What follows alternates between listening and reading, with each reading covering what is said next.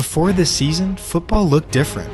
Teams didn't press like this, players didn't move like this, managers didn't think like this.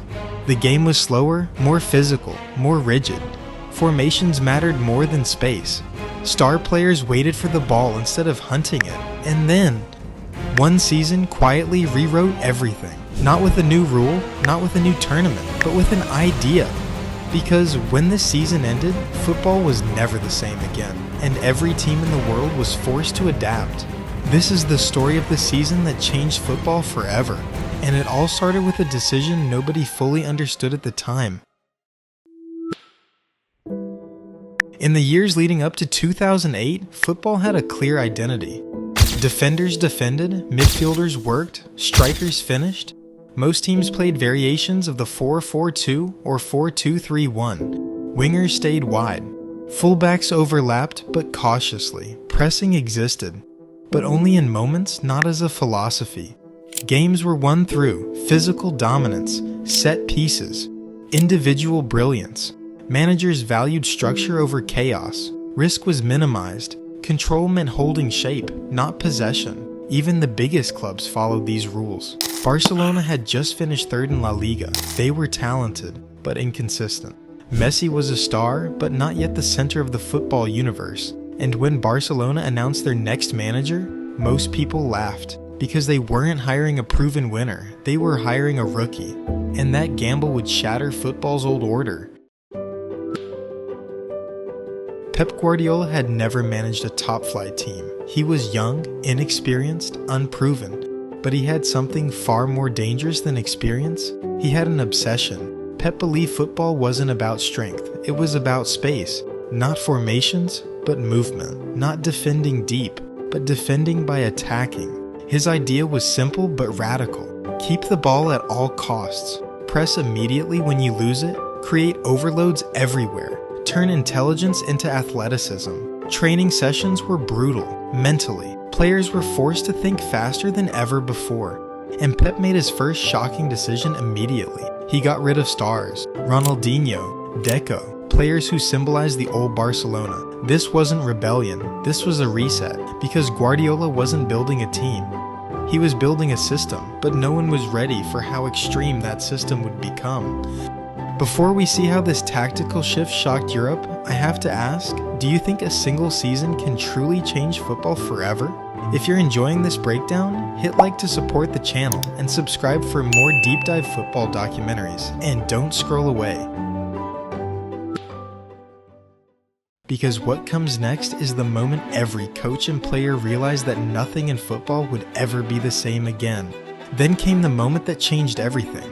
Pep moved Lionel Messi, not to the wing, not deeper, but into empty space. Messi wasn't a striker, he wasn't a midfielder. He became something football didn't have a name for yet, the false nine. When defenders stepped forward, Messi disappeared. When they dropped back, he attacked. When they hesitated, Barcelona destroyed them. This single tactical move broke defensive systems across Europe. Center backs didn't know who to mark. Midfields were overloaded. Pressing triggers collapsed. Barcelona weren't just passing teams to death, they were manipulating reality. Opponents felt like they were always late, always chasing shadows, and suddenly, winning didn't look physical anymore. It looked intelligent. But the true shock was still coming. Pressing became a weapon.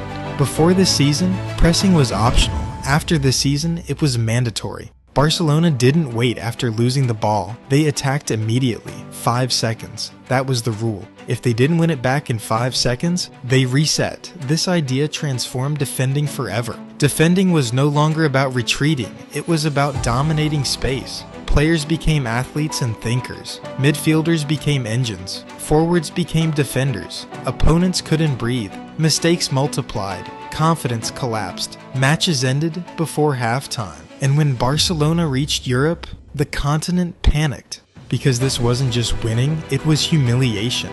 And that humiliation sent shockwaves across football's biggest clubs. The Champions League final didn't just crown a champion, it exposed football. Manchester United were the best team in the world, and Barcelona dismantled them. Not with speed, not with strength, with ideas. That night, every elite manager realized the same terrifying truth. Football had moved on. Old systems didn't work anymore. Physical dominance wasn't enough. Talent without structure was useless. Within months, academies changed training methods. Coaches studied positioning obsessively. Possession became a defensive tool. Teams didn't copy Barcelona's players, they copied their philosophy. And this is where the true legacy begins. After 2008 to 2009, football split into two eras, before and after.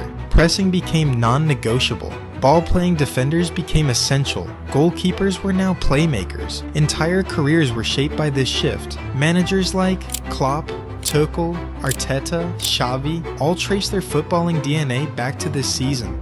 Even teams that hated possession were forced to adapt, because the game had changed, whether they liked it or not. And once football crossed that line, there was no going back. But here's the most important part. This season didn't just change tactics, it changed how football thinks. Talent alone stopped being enough. Systems became stars. Managers became architects. Every high press you see today, every inverted fullback, every midfielder who controls tempo, it all leads back here.